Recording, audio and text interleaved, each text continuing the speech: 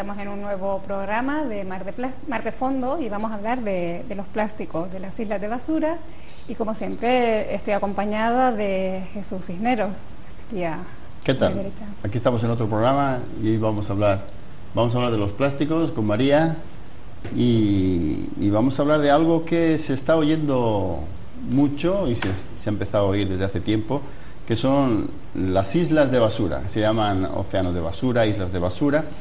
¿De acuerdo? Entonces vamos a ver qué es lo que es y de qué trata esto, ¿no? Uno, cuando va en la red, va a buscar eso, enseguida va a encontrar un montón de cosas sobre islas de basura y quizás no se trata el tema demasiado bien y la gente pues no tiene una idea buena, ¿no? Entonces se habla también de islas de plástico flotante y eso...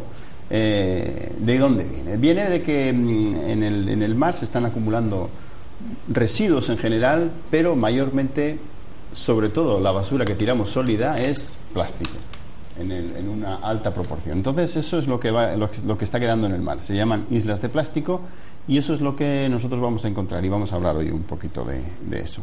La mayor parte de la basura que encontramos en el mar está vertido desde tierra, a pesar de que los barcos vierten, las plataformas, la gente en la mar está vertiendo continuamente cosas al medio, pero básicamente la mayor parte de la basura hay que ser consciente que se echa de tierra a mar. Exactamente.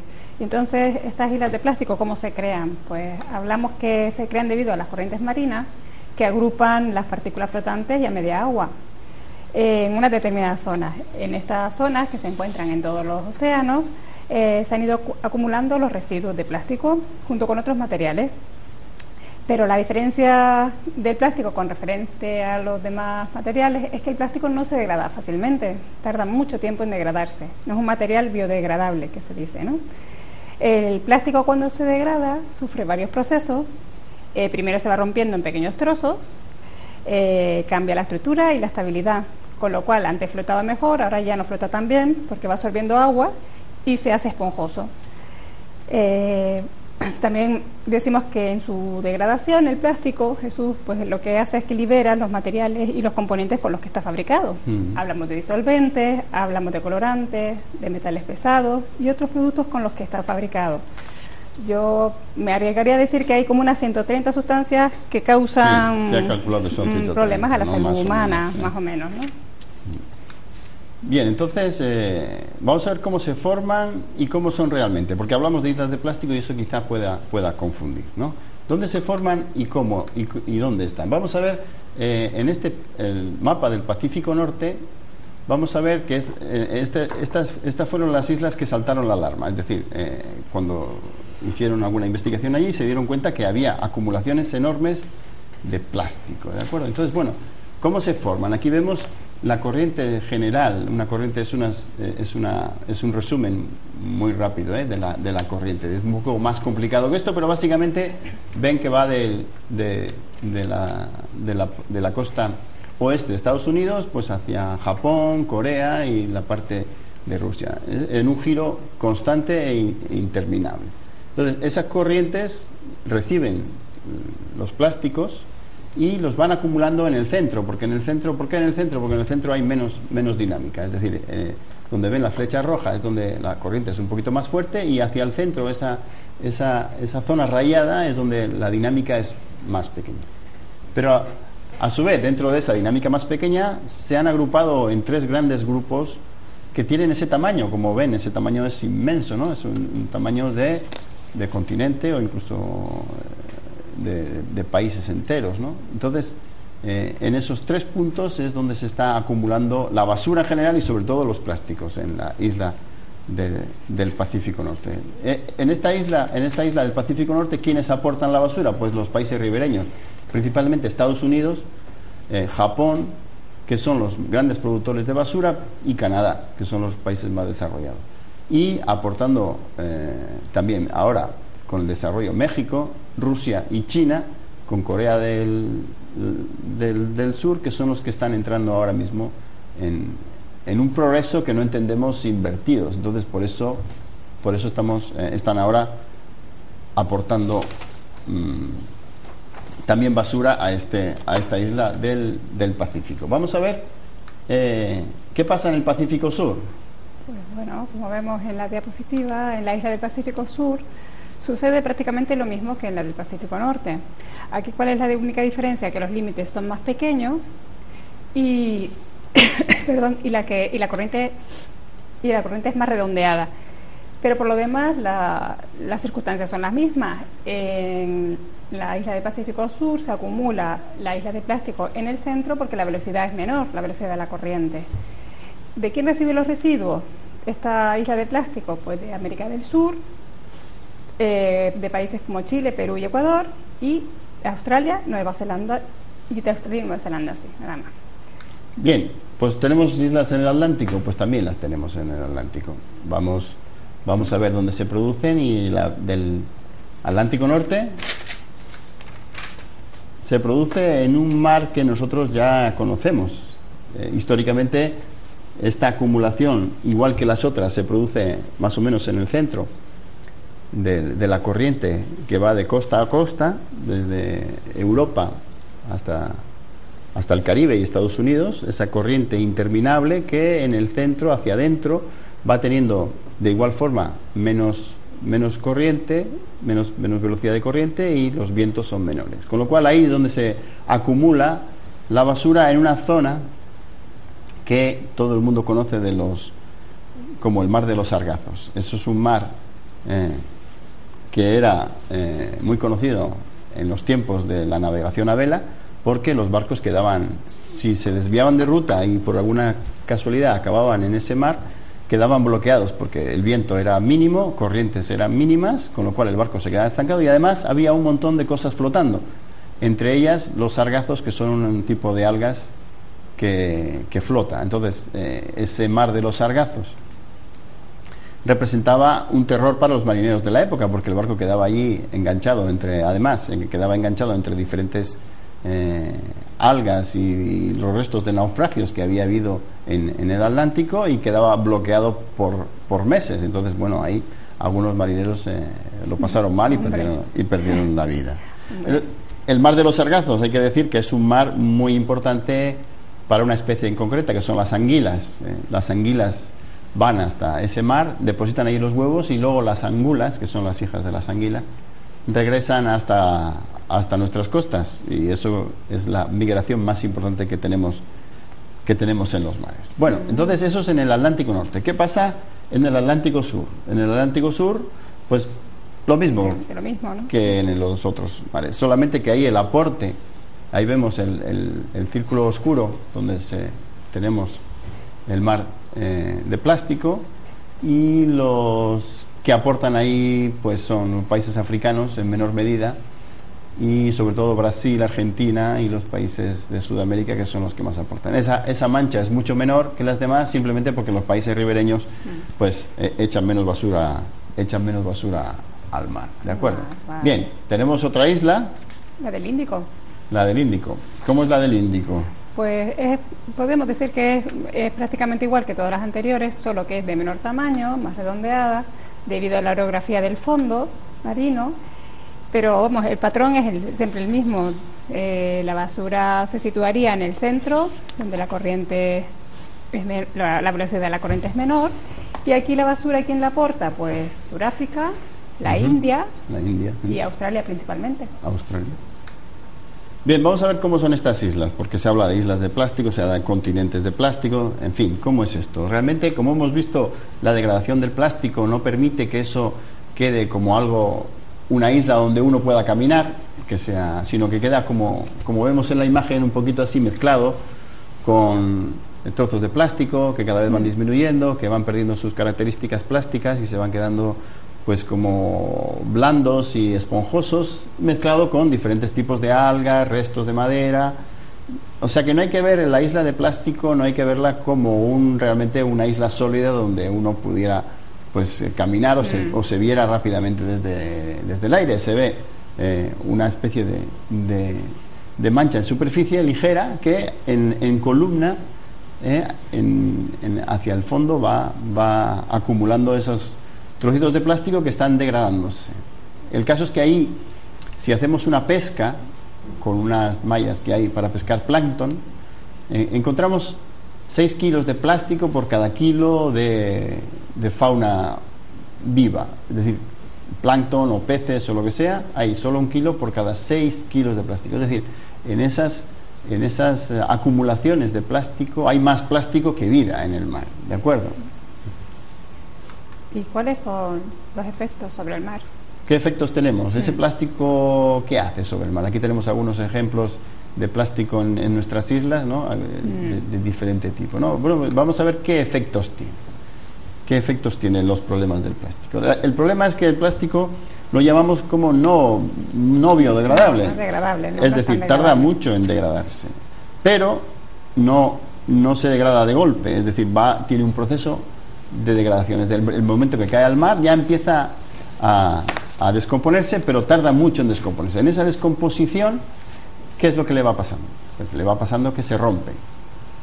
Hay que tener en cuenta que el plástico cae en superficie y en principio suele flotar. Entonces recibe algo que le molesta mucho al plástico, que son los rayos solares, la alta salinidad y una temperatura constante del mar, ¿no? Que eso lo va degradando. Entonces permanece durante años, se va rompiendo en trozos pequeños, cada vez más pequeños, cambia su estabilidad y se hace esponjoso. Y esto es muy importante porque esa esponja en la que se convierte el plástico libera y absorbe contaminantes. Es decir, el plástico está hecho con disolventes, con colorantes, con metales pesados, sí, estabilizantes, con muchos productos que el plástico va alargando al mar y puede irlos absorbiendo a la vez. Es decir, esa esponja de plástico va absorbiendo esos disolventes que les son muy interesantes para ellos, porque está hecho con eso, ¿de acuerdo? Vamos a ver estos plásticos cómo afectan a la vida del mar. Pues cómo afecta a la vida marina y cómo afecta si se lo come algún organismo, ¿no? Sí. ¿Quiénes se lo comen? Pues las aves marinas. En nuestro mar, las más conocidas son las pardelas, ¿no? Las pardelas comen trocitos de plástico de tamaño mediano. Tenemos también las tortugas.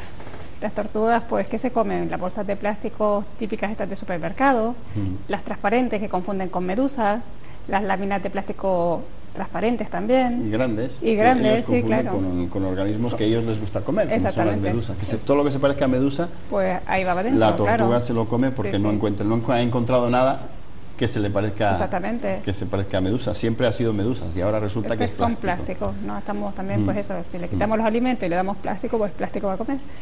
Tenemos también los peces, y los peces también comen pequeños trozos de plástico medianos, así. Sí. E incluso el plancton.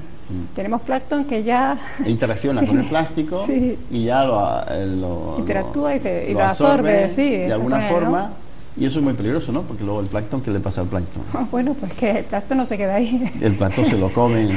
Así viene lo siguiente, ¿no? Sí. Porque también nos podemos hacer la pregunta, ¿y por qué se lo comen? ¿Por qué una tortuga no piensa, bueno, pues esto es plástico? Pues porque no tiene tiempo tampoco, ¿no? Exactamente. Si nos remontamos al origen de la vida, estamos todos de acuerdo que el origen de la vida, tal como lo conocemos, está en el mar, ¿no? Lleva muchos más años de evolución que la Tierra. Pues con esta evolución hay mucha más competitividad por la vida, por el alimento y por todo. Es más agresivo el mar que la tierra. Hombre, evidentemente, ¿no? Hay más competición, mucha competición por la comida. Sí, además mucho más rápido, ¿no? No es tan lento como en la tierra. ¿Y qué sucede? Pues que si un organismo, un animal, una tortuga, un pez, ve un alimento, algo que se parece a comida, se la come. No tiene tiempo de pensar si es comida o no, la voy a saborear primero y luego si no es, la escupo, por ejemplo, ¿no? Que no es el tema. Pero no sucede así. Están acostumbrados a que si no se la comen ellos, se la va a comer otro. La competición es tan grande que no tienen ni instante. En cuanto ven algo que brilla o que tiene un color o que algo van a se la comen sin pensar porque siempre ha sido comida y ahora empieza a no ser comida. Es lo que hablábamos, lo que hemos hablado en otros programas.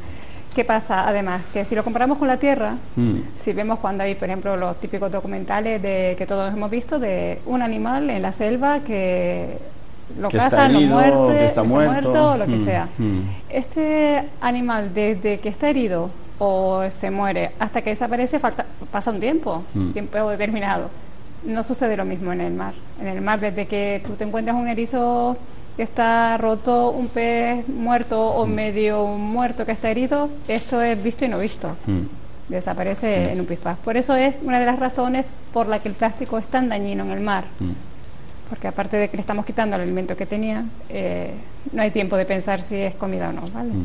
Sí, entonces... Y luego los plásticos, pues lo que me preguntabas antes, ¿qué pasa con el plancton y qué pasa con lo demás? Pues que el plástico también afecta a los grandes peces y a los mamíferos, porque estos se comen a los pequeños que comen plástico. Y nosotros nos comemos a los peces grandes y demás, con lo cual los plásticos también llegan a nosotros, ¿no? Sí, se ha visto que hay estudios donde se ha investigado sobre los peces que estamos en la pescadería, se compran peces, se analizan y gran parte, estamos hablando que hay zonas que el 90% de los peces ya tienen plástico dentro. Ese plástico, como hemos visto, no es inerte absolutamente, sino que está liberando productos al pescado que está incorporando el pez, y entonces eso nos lo vamos a comer. Entonces el plástico sí que nos está afectando. Afecta a nosotros también, claro. Pero ¿qué le pasa a los peces? ¿Cómo les afecta comer plástico? De dos maneras fundamentales. Este plástico que queda en el intestino no se puede digerir, se queda en pelotas y se queda agrupado en el plástico, en el estómago y los intestinos. Entonces eso les va produciendo cada vez más dificultades para vivir y al final acaba con ellos. De la misma forma, hemos visto que los plásticos se deforman y empiezan a verter esos elementos tóxicos en los que se han hecho, ¿de acuerdo? No son estables, se desestabilizan, y más aún dentro de los animales, porque tienen una agresión extra con los ácidos de los estómagos y del proceso digestivo, con lo cual el pez extrae esos digamos tóxicos y los incorpora y también los mata. Sí, bueno, yo también te puedo aportar que como la vida del plástico es tan larga en el mar, estas artes de pesca que están abandonadas pues causan muerte durante muchos años a los animales. Luego tenemos los cabos que se lían con estas artes de pesca y producen enredos de tortugas, de mamíferos y demás, ¿no?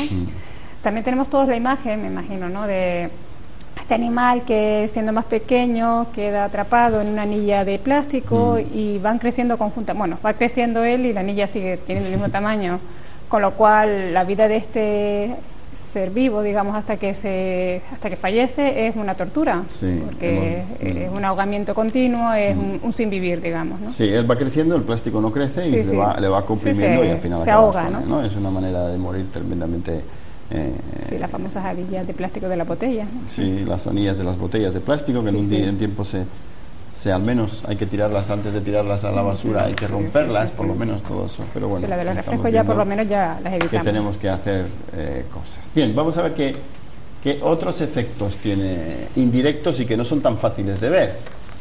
En otros programas hemos visto que ese plástico actúa como un nuevo material que no existía. Entonces, ese nuevo material que no existe, en el primer momento que llegó el primer cachito de plástico al mar, el mar empezó a adaptarse a ese plástico. Esto es nuevo y yo empiezo a adaptarme. Entonces tenemos ya en el mar abierto algo que no teníamos, que son superficies sólidas, y eso es importante. Parece que no tenía ninguna importancia, pero ahí en esas superficies sólidas se van desarrollando vida que antes no había en el mar, con lo cual eso está cambiando la dinámica del océano y el ecosistema de los mares abiertos. Es decir, esas puestas de huevo que quedaban libres en el mar empiezan a encontrar un sustrato sólido donde se pegan y empiezan a progresar, ¿no? Nosotros, si el que ha trabajado un poco en el mar y ha visto que asociado a esos grandes bolsas o superficies de plástico, como puede ser un cabo grande de un petrolero, que son enormes y los lanzan al mar cuando son viejos, debajo de ese cabo de plástico se crea un ecosistema nuevo. Si uno recupera ese cabo, está lleno de vida, y sobre esa vida se crea un círculo, ¿no? Lo que puede parecer a lo mejor positivo, pero realmente estamos modificando el mar. ¿Qué es lo que pasa? Además, que con en esos islas que están asociadas al plástico, todos los animales están ingiriendo continuamente esos tóxicos que hemos dicho que el plástico va vertiendo. Entonces, está en todo ese ecosistema nuevo que se está creando alrededor del plástico, ese ecosistema está totalmente envenenado, digamos así, por estos tóxicos del plástico. Y eso al final nos llega a nosotros. Claro. Bien, tenemos más efectos, ¿no? Sí, lo que quizás ya ni nos percatamos, que son los efectos estéticos, ¿no? Tenemos playas de colores, tenemos acantilados con plástico, las playas, los barrancos, todo está cubierto de plásticos, ¿no? Incluso los fondos marinos. Las playas de colorines, pues si nos fijamos bien, tenemos playas de color verde y azul, que son los que más destacan, pero vemos rojas, amarillas. Prácticamente podemos decir que, bueno, me arriesgo y digo que todas las playas del mundo contienen plástico, sí, no las arenas no te tienes que arriesgar mucho. Todas las playas del mundo un poco están... osado por mi parte, quizás, ¿no? Hay un gran proyecto también que se está haciendo, evaluando las playas del mundo y desde Canarias y todas las playas más vírgenes del mundo están recibiendo estos plásticos que se quedan chiquititos, y uno puede ir a las canteras o puede ir a las Teresitas o puede ir a cualquier playa de Canarias y si se fija un poco pues verá trocitos de plástico pequeñitos, redondos, pequeñitos a simple vista. Sí, parecen granos de arena, pero son plásticos. Debajo de eso hay otros más pequeños que no se ven, que están ya combinándose con la arena. Es decir, tenemos plástico por todo el mundo y por todas nuestras playas. ¿Y cuánta cantidad? Pues la cantidad, ahí estamos, pues depende de la fuente que uno consulte, ¿no? Hablamos que somos capaces más o menos de producir en el mundo unos 100 millones de toneladas de plástico al año anuales. ¿Y qué pasa con esas 100 millones de toneladas? Pues que no todas se reciclan, evidentemente, solo una pequeña parte, y se cree o se evalúa que aproximadamente el 10% de esos 100 millones de toneladas, o sea, hablamos ya de 10 millones de toneladas de plástico, van al mar. Van al mar. Entonces, todos los años tenemos 10 millones de toneladas más en el mar. Sí, entonces, claro, está creciendo. El problema también por esa parte está creciendo muchísimo. Sí, que se nos va de las manos. Hay un vertido de plástico también muy interesante del que se está hablando últimamente, que se habla de los microplásticos. ¿Qué son los microplásticos? Se habla continuamente. Pues son plásticos de muy pequeño tamaño que se usan en diferentes productos, como la pasta de dientes, los hilos dentales y cremas exfoliantes que se usan como abrasivos. Son mínimas bolitas de plástico que ayudan a exfoliar la piel, ¿no? Entonces, también tenemos plásticos, fibra sintética, es decir, la ropa, cuando lavamos ropa sintética, se ha calculado que en cada lavado se vierten unos 2.000 fibras microscópicas en cada lavado. Entonces, esto, debido a que no tenemos un sistema de depuración adecuado a esto, y tendríamos que cambiar nuestro sistema de depuración para absorber estas partículas tan pequeñas que están llegando al mar. Entonces dice, bueno, si son tan pequeñas, ¿no serán importantes? Pues son muy importantes porque es un tamaño que el plancton puede acceder rápidamente. Entonces, una vez que el plancton está asociado a ese plástico de alguna forma, o lo ha mordido o come o se posa sobre él en forma de larva, y es ingerido y pasa a la cadena trófica rápidamente. Son plásticos muy pequeñitos que pasan rápidamente a la cadena trófica y inyectan esos tóxicos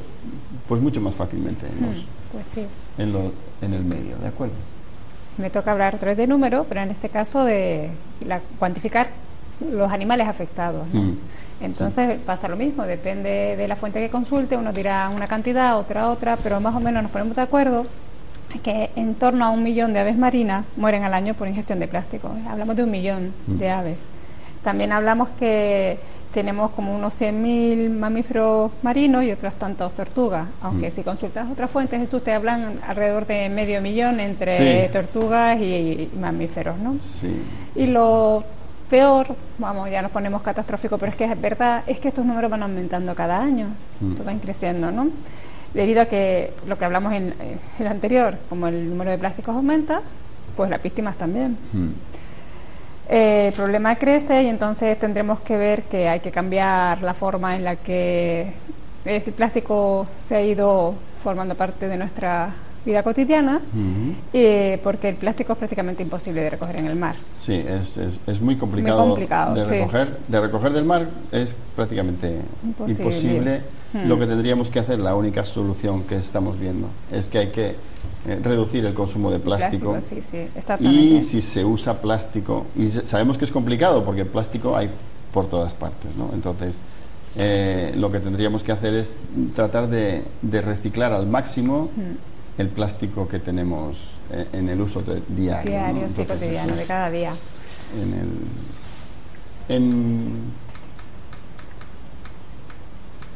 Vamos a dar algunas recetas de qué es lo que podríamos hacer. Necesitamos hacer cosas ya. En muchos programas habrán oído que la situación en el mar es muy mala y que nuestras pequeñas aportaciones individuales son muy importantes porque somos muchos habitantes y pequeños gestos dan lugar a grandes efectos. Entonces estamos insistiendo siempre con esto, ¿no? Entonces vamos a ver qué es lo que podríamos hacer. Lo que podemos hacer es, desde luego, no tirar basura en ningún lado. Eso es lo fundamental, porque gran parte de la basura es plástico, ¿no? Y estamos hablando de plásticos en este programa sobre el mar. Entonces, en Canarias, por ejemplo, tirar basura es prácticamente tirar basura al mar, ¿no? Sí, siempre va al mar, todo porque lo que tiremos. Por muy alto que tiremos la basura, al final eso tiene una incidencia directa en Canarias, desde luego, sobre el mar. Después, queremos hacer en este programa una incidencia especial sobre los cigarrillos. Claro, los cigarrillos, estos que nos parece un acto tan simple como tirar una colilla en la playa, en el barranco, en la calle, son especialmente dañinas. La ceniza es un contaminante tremendo y, vamos, lo vemos que utilizan las playas como ceniceros, ¿no? Las playas y las calles y demás, ¿no? Y luego, ni que hablar de los cigarrillos y de las boquillas de plástico, ¿no? Sí, porque la boquilla del cigarrillo es de plástico, aunque parezca que es una tela o algo, plástico, sí. o algo natural, ¿no? Realmente es plástico y ese plástico es muy peligroso porque se encuentra entre el 20 y el 25% de los trozos de plástico dentro de los peces, de las aves marinas y de tortugas, es boquillas de cigarrillo. O sea que es un plástico que dura entre 2 y 5 años en el mar y por su forma o por su tamaño es muy apreciado por las especies marinas. Claro, sí, le llama la atención, claro que sí. De alguna forma les llama la atención y las aves directamente van a ellos, ¿no? Se las comen rápidamente. Entonces, habría que... en algunas playas se ha prohibido fumar ya, entonces bueno, tampoco... Sí se prohíbe, pero bueno, tienes una zona en la que sí se puede fumar, que está más acotada y de esta manera se controla de alguna manera qué se hace con esos residuos. Sí, hay que... y obviamente fumar en la playa se puede hacer, pero tenemos que llevarnos el cigarro a casa o tirarlo a la papelera. Y la ceniza también incide mucho, así que hace unos años todo el mundo se lleva su cenicerito, ¿verdad? Eso hace mucho tiempo. No tanto tiempo. Todo el mundo se llevaba su cenicerito y además a lo mejor se lo hacía con papel en cualquier lado y que trataba de no tirar la ceniza y mucho menos tirar la colilla. Es decir, tenemos que empezar a habituarnos a que fumar en las playas tenemos que hacerlo si queremos, pero con mucho cuidado. Ese cigarrillo enterrado en la arena es tremendamente peligroso porque además las máquinas no lo pueden recoger bien. No. Hay que recogerlo a mano y es un trabajo tremendo. Entonces, gran parte de esos cigarrillos acaban en el mar. En la zona costera, que es la que más nos implica, y es una cosa que nos cuesta muy poquito. Bien, entonces, bueno, y no tenemos ya, se nos ha pasado otra vez el tiempo, rápidamente. Plástico es muy importante, no tiren basura al mar y María nos dirá que... Sí, yo quiero aportar también por lo mismo, que podríamos incluir en nuestra cesta de la compra o en nuestra vida cotidiana productos que no contengan plástico, utilizar más el vidrio, como por ejemplo ahora ya no se ven, pero es verdad, ¿no? Las botellas de refresco de cristal o la de leche, que ya no se usa, pero bueno, por lo menos intentar racionarlo. Sí, el plástico es inevitable y bueno... pero tenemos que intentar disminuir su uso y reciclar sobre todo. Bien, entonces y reciclar. Envíennos, claro, reciclarlo, sobre todo al contenedor amarillo. Entonces envíennos sus cuestiones sobre el mar, al canal 4, y intentaremos resolverla. Bueno, pues nada, gracias. Nada, gracias, muchísimas gracias. Hasta luego.